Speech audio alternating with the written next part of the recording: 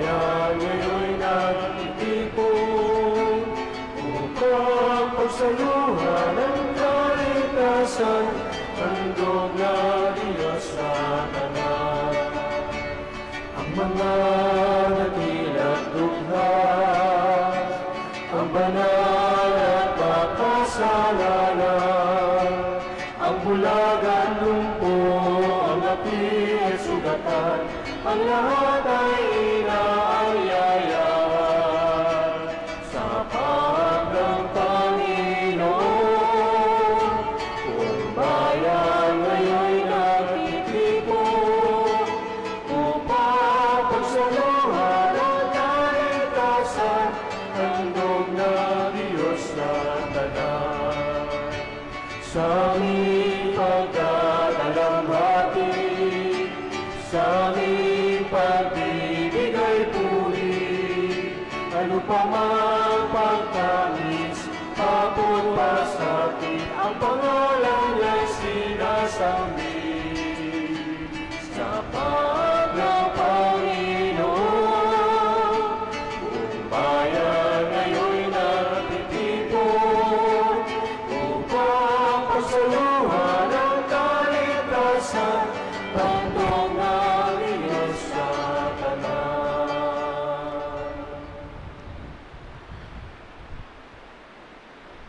Umpisahan natin ang ating banal na misa sa ngalan ng Ama at ng Anak at ng Espiritu Santo. Amen. Ang pagpapala ng ating Panginoong Jesucristo, ang pag-ibig ng Diyos Ama, at ang pakikipagkaisa ng Espiritu Santo naway sumainyong lahat. At sumayo rin. Magandang umaga po sa inyong lahat.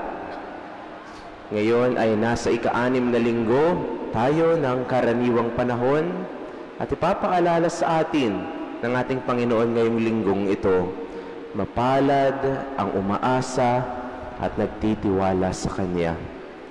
Kaya naman sa pasimula ng ating pagdiriwang, ating aminin ang ating mga kasalanan upang tayo maging marapat gumanap sa banal na pagdiriwang.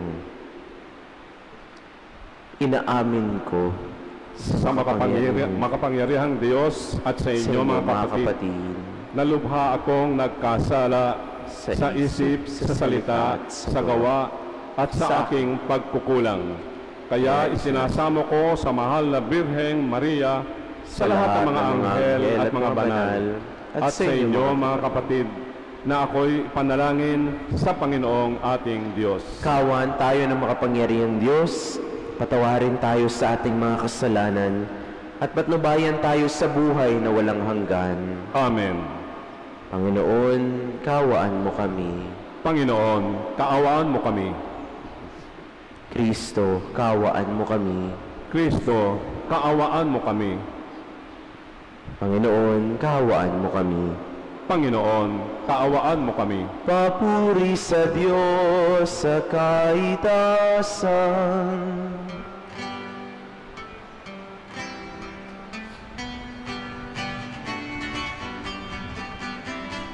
Papuri sa Diyos, papuri sa Diyos, papuri sa Diyos sa kaligtasan.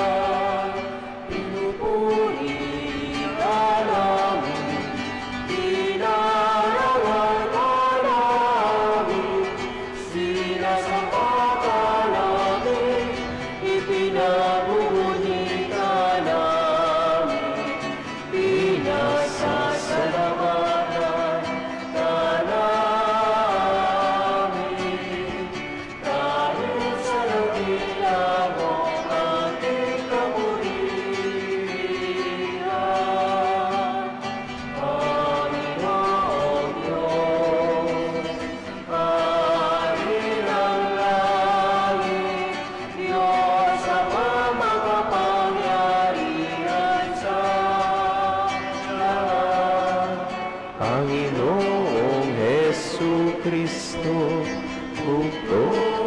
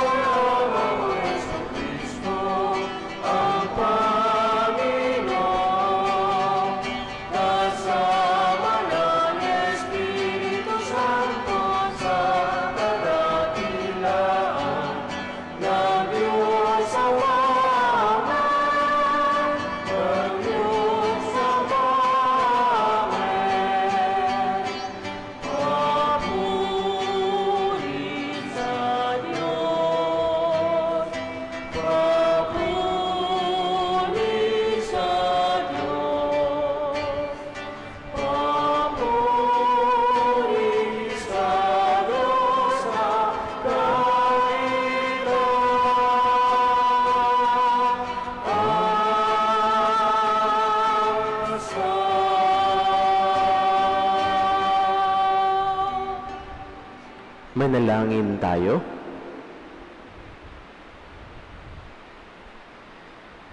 Ama naming makapangyarihan, pinangangatawanan mong manahan sa mga may loobing tapat at maaasahan.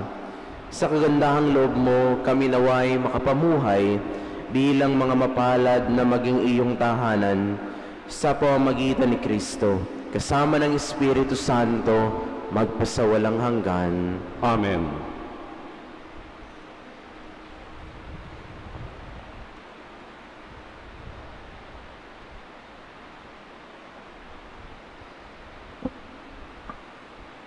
Pagbasa mula sa aklat ni Propeta Jeremias.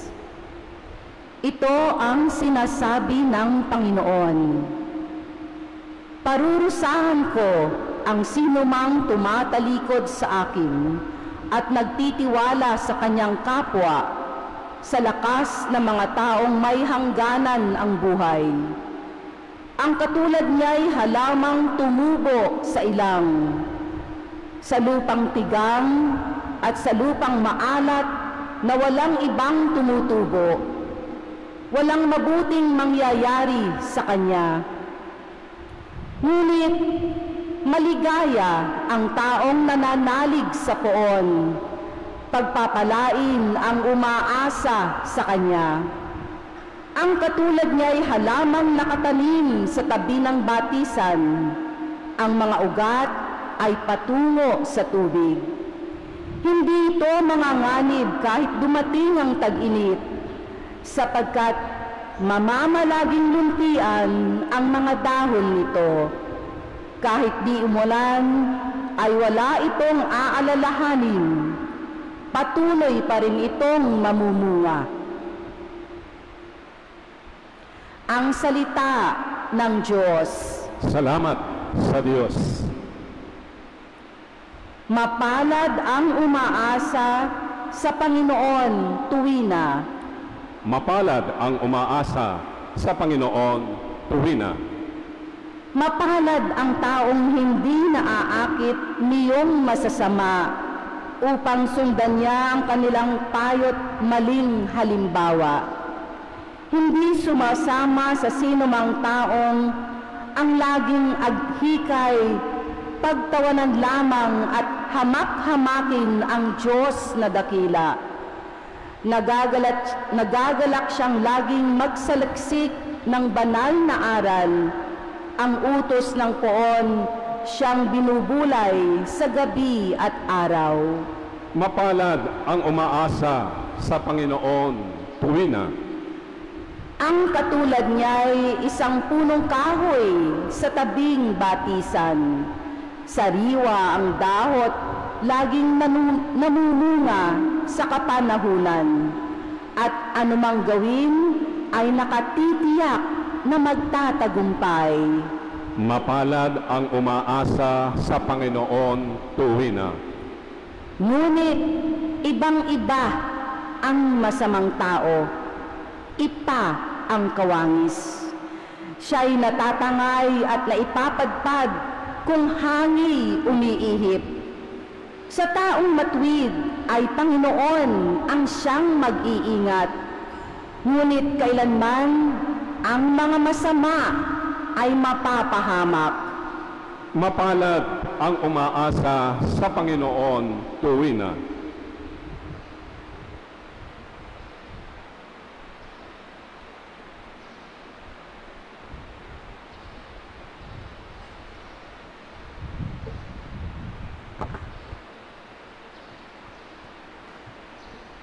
Pagbasa mula sa unang sulat ni Apostol San Pablo sa mga taga-Korinto.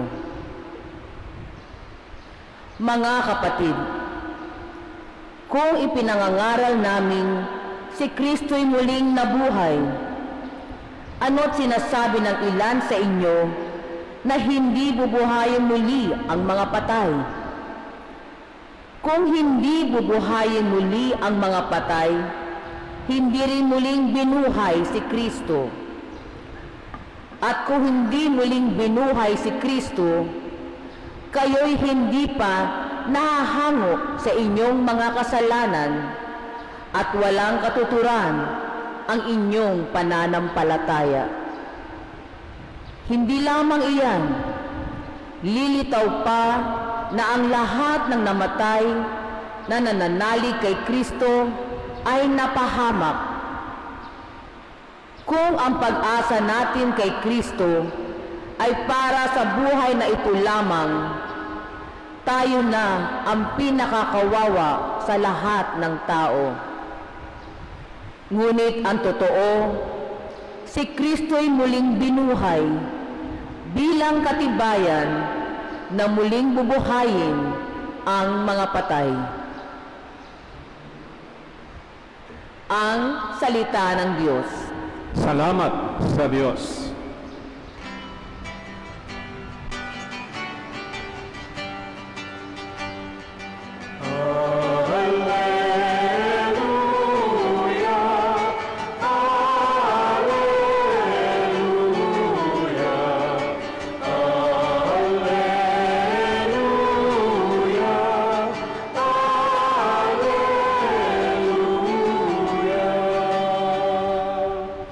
Magalak kayo't magdiwang, malaki ang nakalaang gantimpala ninyong tanan.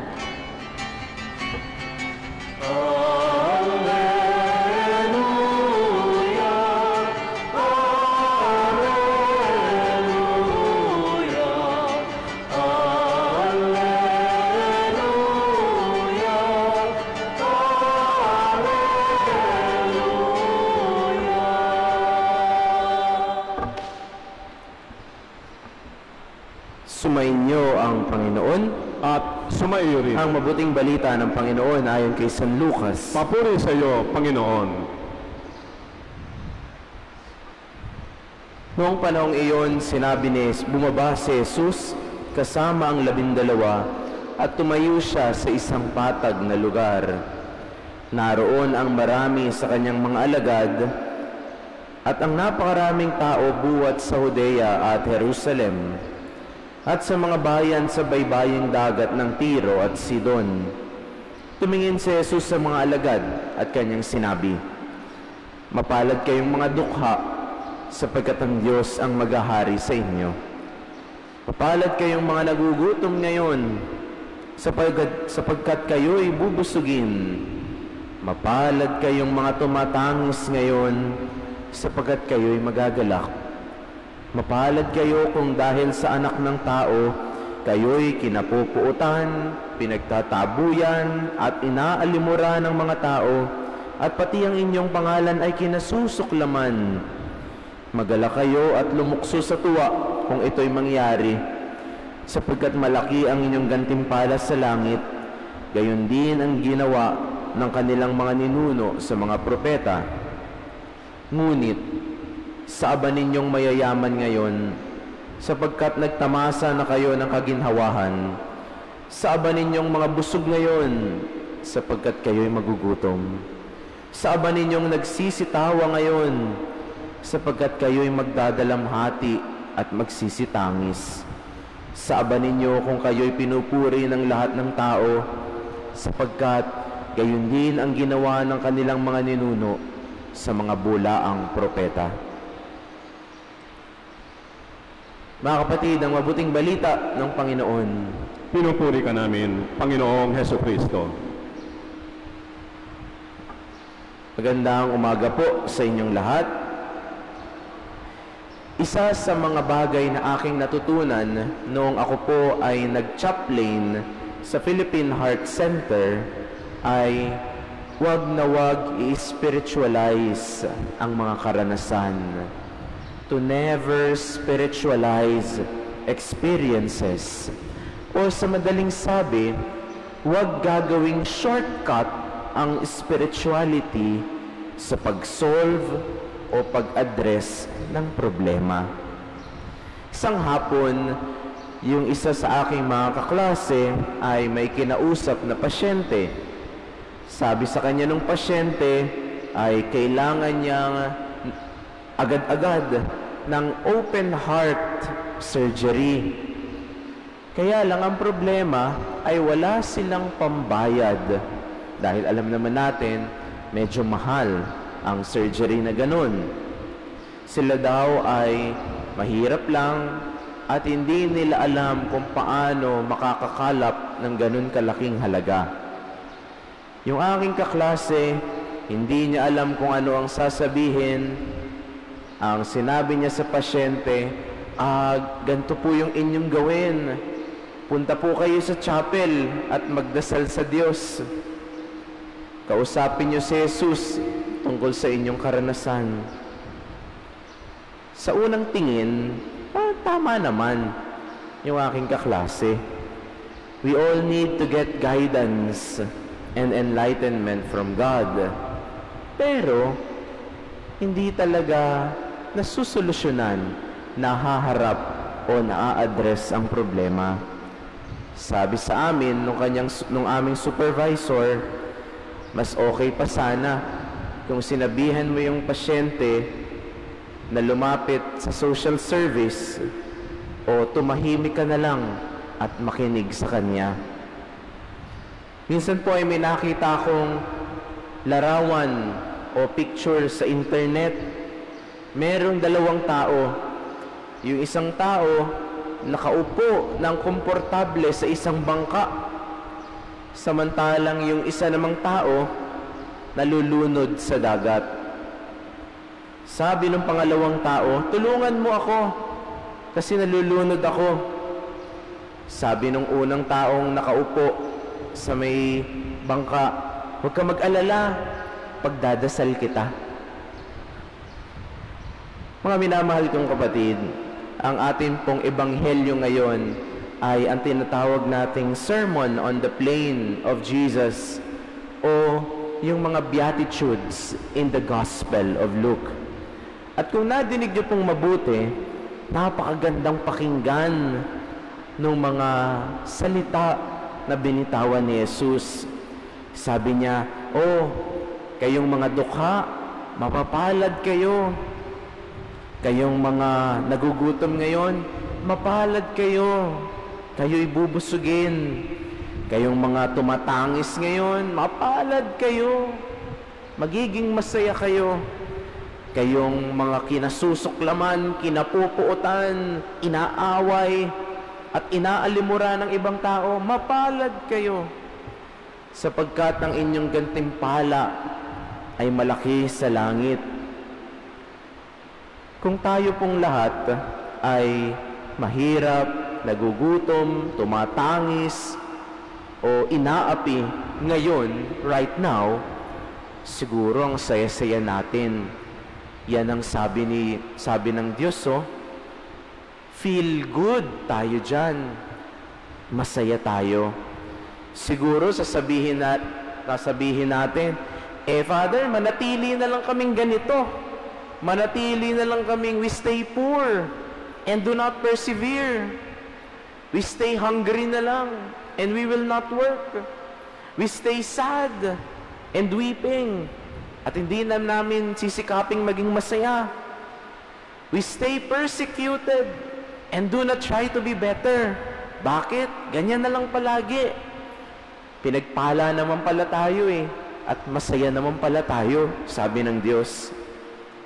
Alam niyo po, I personally believe that it is not what the Lord wants. Hindi po ganun ang ibig sabihin ng Diyos. Because God does not want us to spiritualize our experiences of poverty, hunger, depression, and persecution. God does not want that. Bakit? Kasi we need to face our problems. We need to confront them. We need feedback and criticisms from other people. Kasi ang easiest way po sa ating lahat, spiritualize. Pag may problema at nagugutom, pagdasal mo na lang yan. Kapag mahirap, okay lang yan. Kapag nalulungkot ka, okay lang yan. Pagsubok yan, galing sa Diyos. Kapag ikaw ay inaalimura o pinapersecute ng ibang tao, huwag ka mag-alala, mahal ka ni Lord. Hindi ka pababayaan. Totoo naman po, yung lahat ng bagay na iyon. Pero parang may kulang, hindi po ba? Pero ganito lang po yan. Ang sagot po ay nasa ating unang pagbasa at nasa ating salmo ngayong araw na ito. Ang sabi, mapalad ang mga umaasa sa Panginoon tuwina. Blessed is the one who trusts in the Lord, whose hope is in the Lord. Spiritualizing is never the answer. Hope is. Kasi despite being poor, you still do your best and hope in God. That despite being hungry, you still work tirelessly and hope in God. That despite weeping and crying, you look forward to better days and hope in God. That despite being persecuted, you still do good and hope in God. Kasi po, the path to the Lord is not always a happy or enjoyable journey. Madalas akala po ng iba sa atin, once na sumunod tayo sa Diyos, magiging masaya na yung ating buhay. Pero hindi po ganun. Hindi happy-happy lang. Hindi prosperity lang. Hindi po praise God lang ang ating buhay. Remember, many times, yung kapayapaan po ay dumadating at katahimikan, dumadating matapos ang isang bagyo. Ang rainbow lumilitaw matapos ang ulan. Ang bayanihan nagiging totoo matapos ang isang kalamidad. Dear brothers and sisters, kapag dumating po yung oras na tanging mga positivity ang ating nararamdaman, magduda na po tayo. We think twice. Kasi maybe we are not following anymore the Lord's path. Kasi po, ang mensahe at ebanghelyo ng Diyos ay minsan mahirap, inconvenient, at hindi appealing.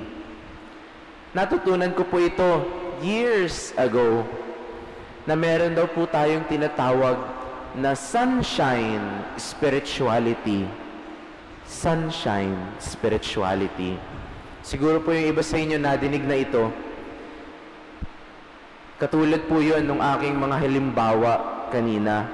Dapat happy-happy, dapat goody-goody, dapat positive-positive, dapat ganun lang all the time. As if our spirituality and discipleship is always sunshine. Pero alam po natin, hindi ganon. Minsan, the more na naglilingkod tayo sa Diyos, the more tayo nakakakuha ng mga umaaway sa atin. Minsan, the more na nagmamahal ka sa iyong kapwa, the more na mas maraming nasasabi sa iyo. Minsan, the more na minamahal mo ang Diyos, the more na nagkakaroon ka ng bashers at mga tumutuligsa sa iyo. It is not always smiles and sunshines and rainbows. And so, sabi ng Diyos, blessed are we who are poor, who are rich, who are hungry, who are satisfied, who are weeping, who are laughing, who are persecuted, who are treated well. Pinagpala po tayong lahat. All of us can be blessed if we will place our hope and trust in God. Amen.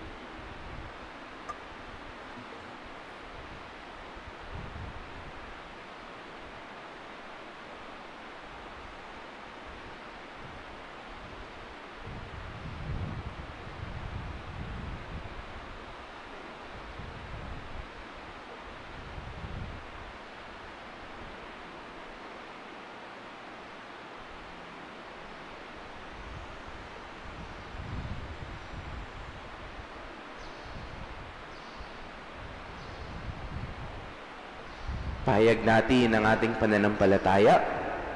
Sumasampalataya ako sa Diyos amang makapangyarihan sa lahat na may gawa ng langit at lupa. Sumasampalataya ako kay Hesukristo, iisang anak ng Diyos, Panginoon nating lahat.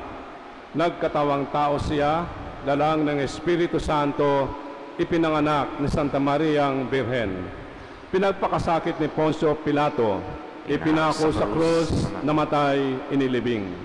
Nanaog sa kinaroroonan ng mga yumao, nang may 3 araw na buhay na mag-uli. Umakyat sa langit, naluklok sa kanan ng Diyos amang makapangyarihan sa lahat.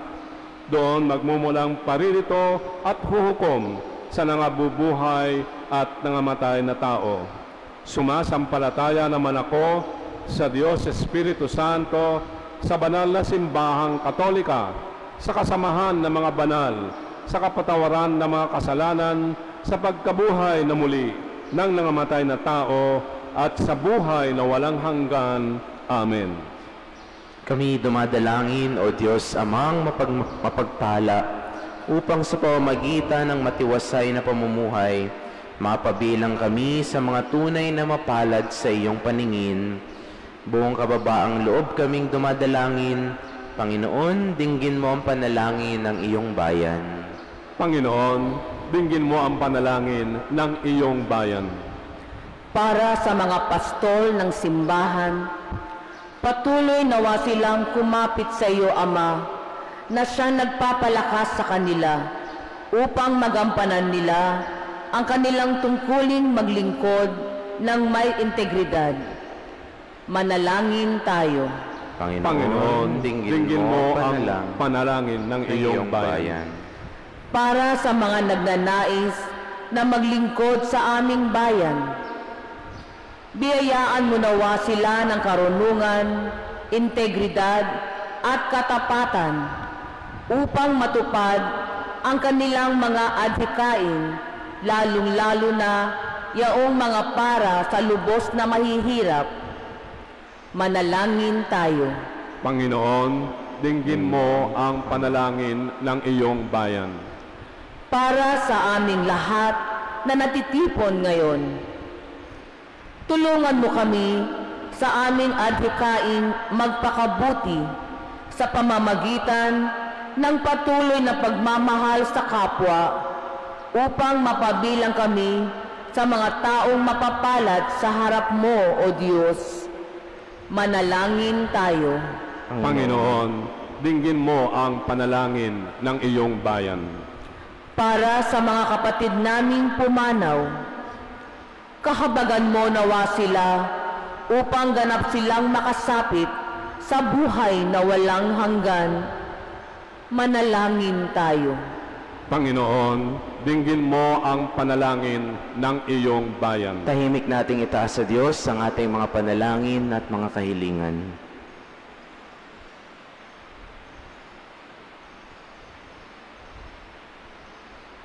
Panalangin natin ang ating mga pamilya at mga mahal sa buhay.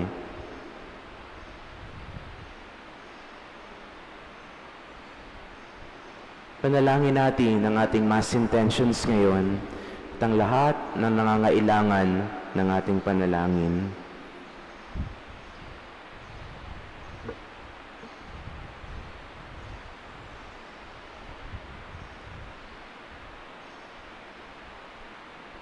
Lahat ng ito ay hinihiling namin sa pamamagitan ni Kristong aming Panginoon. Amen. Amen.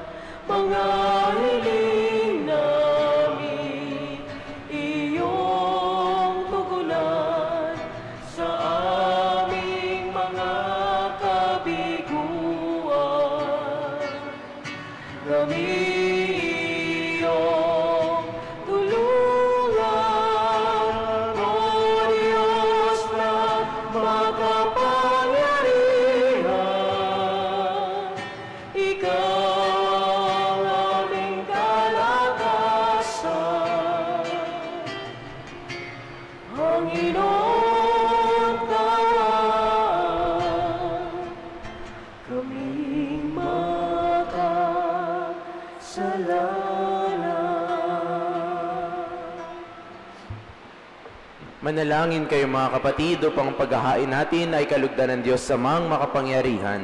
Tanggapin nawa ng Panginoon itong paghahain sa iyong mga kamay sa kapurihan niya at karangalan sa ating kapakinabangan at sa buong sambayanan niyang banal. Ama naming lumikha, kami naway dalisayin at panibaguhin ng aming gaganaping paghahain.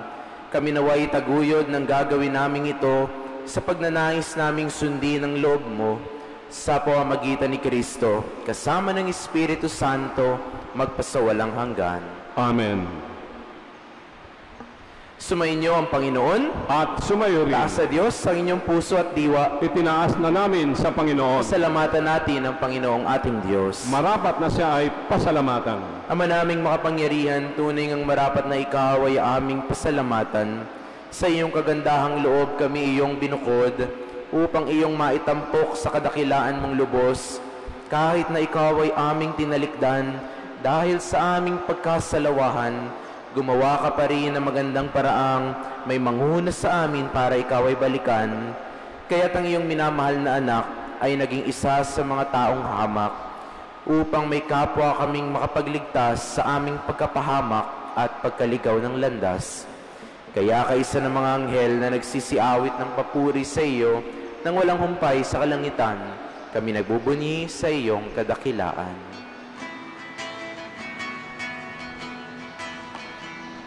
Santo, Santo, Santo, Panginoong Diyos, napupuno ang langit at lupa ng kadakilaan mo.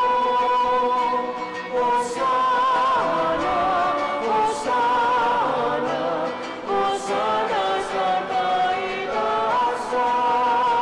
Hosana, Hosana, Hosana sa kaitaasan. Pinagpalang na paririto sa ngalan ng Panginoon. Hosana, Hosana, Hosana sa kaitaasan. Hosana, Hosana, Hosana sa kaitaasan.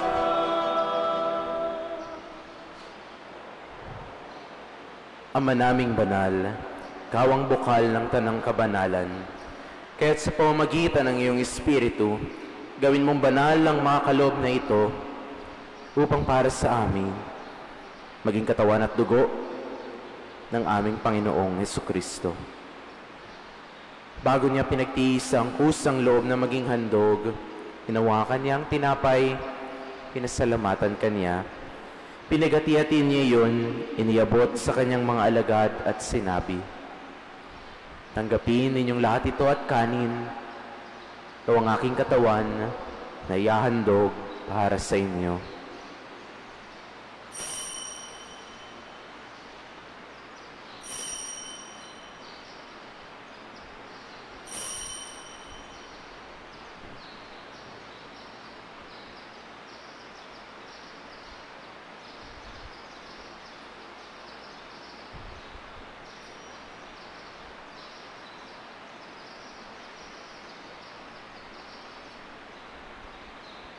Gayon din naman nung matapos ang hapunan, hinawakan niya ang kalis.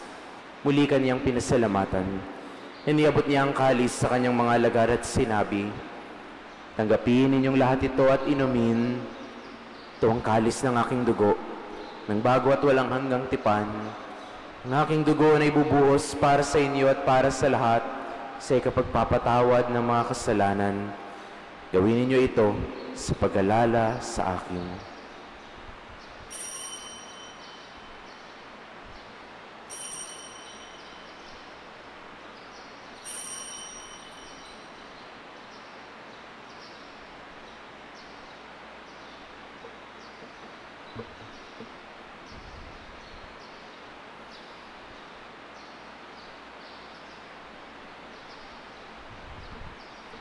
Pagbunyi natin ang misteryo ng pananampalataya.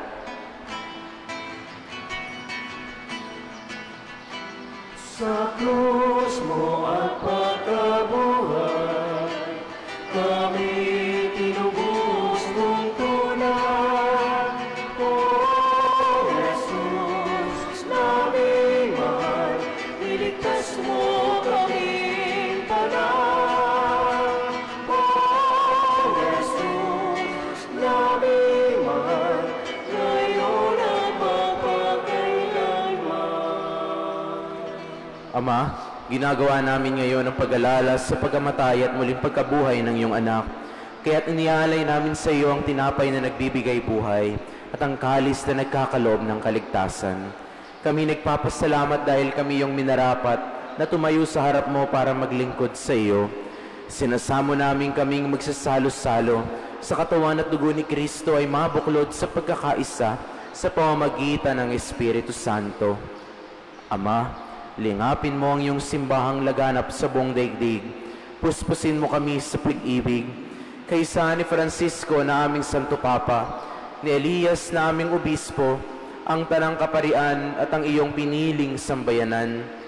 Alalahanin mo ang mga kapatid naming nahimlay, na may pag-asang sila'y muling mabubuhay, gayon din ang lahat ng mga pumanaw.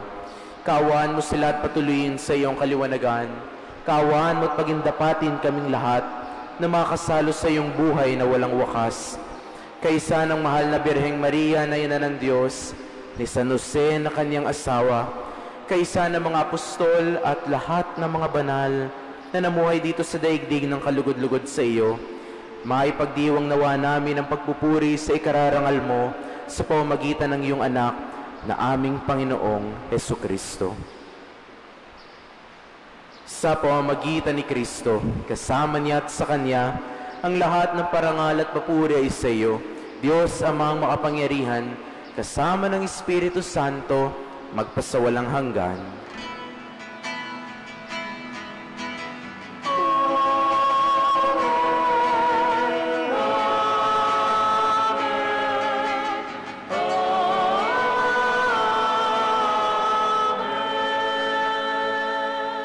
Tayo magkakapatid sa isang Ama, tumawag tayo ngayon sa Kanya.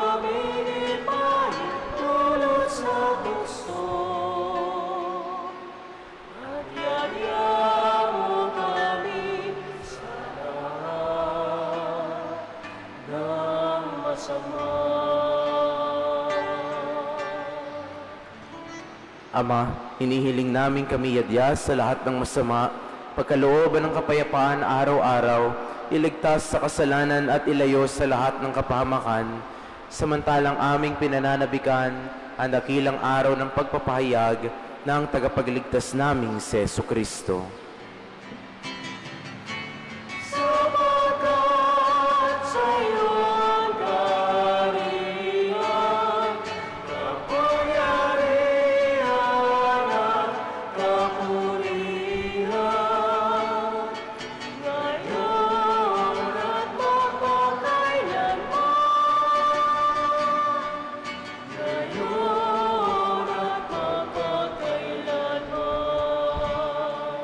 Panginoong Jesucristo, sinabi mo sa iyong mga apostol, kapayapaan ang iniiwan ko sa inyo, ang aking kapayapaan ang ibinibigay ko sa inyo. Tunghayan mo ang aming pananampalataya at huwag ang aming pagkakasala. Pagkalooban mo kami ng kapayapaan at pagkakaisa, ayon sa iyong kalooban, kasama ng Espiritu Santo, magpasawalang hanggan.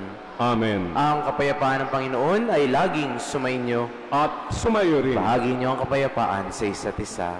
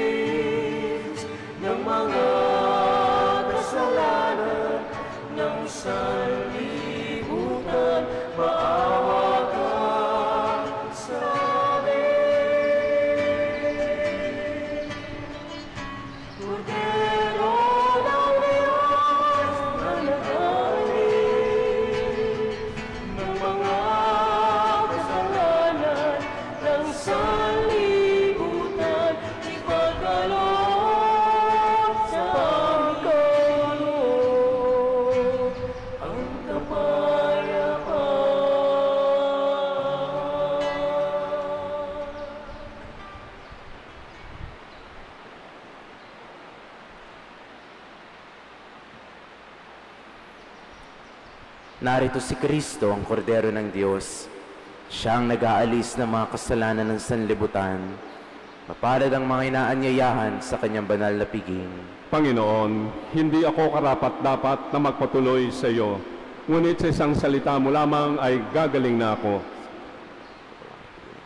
Sa walang hanggan.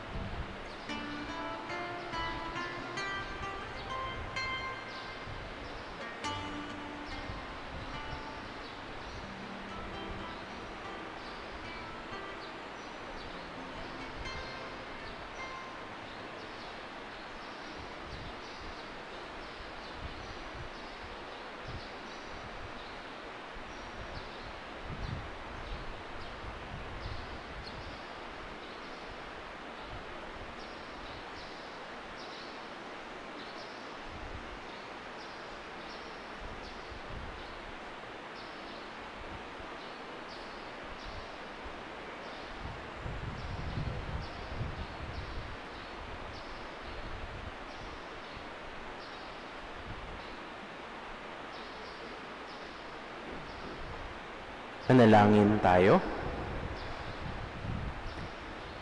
Ama naming mapagmahal, kaming pinapagsalo mo sa banal na pakikinabang, ay gawin mong laging manabik na pagsaluhan ang kaloob mong ito sa aming ikabubuhay. Sa pamamagitan ni Kristo, kasama ng Espiritu Santo, magpasawalang hanggan. Amen. Magsiupo po ang lahat. Meron po tayong announcements. The Ministry of Altar Servers is looking for new members, ages 8 to 12, who have taken their first communion and have a desire to serve the Lord at the altar. Kindly fill up the registration form at the parish office. The Cubao Cathedral Youth Ministry is looking for actors and staff for the upcoming Sinaculo ages stage play on Holy Tuesday, ages 12 to 39 years old and residing within the cathedral community. The Cubao Cathedral Choir is recruiting new members. If you are 18 years old or above and want to share your gift of music, you may look for Baning Elgario for auditions, which will be held every Sunday of February from 1 to 3 p.m. The Parish Pastoral Council for Responsible Voting, PPCRV, needs volunteers to serve in the forthcoming midterm election on May 12, 2026 as poll watchers, voters, assistants. If you are not campaigning for any candidate, please sign at the main entrance of our cathedral or you may contact the parish office. Thank you. Magsitayo po ang lahat. Sumayin niyo ang Panginoon At sumayo rin. at pagpalain kayo at ingatan ng ating makapangyarihang Diyos, Ama at Anak at Espiritu Santo. Amen. Tapos na ang ating misa, humayo kayong taglay ang pag-ibig at kapayapaan ni Kristo. Salamat sa Diyos. Pinagpalang linggo po sa inyong lahat.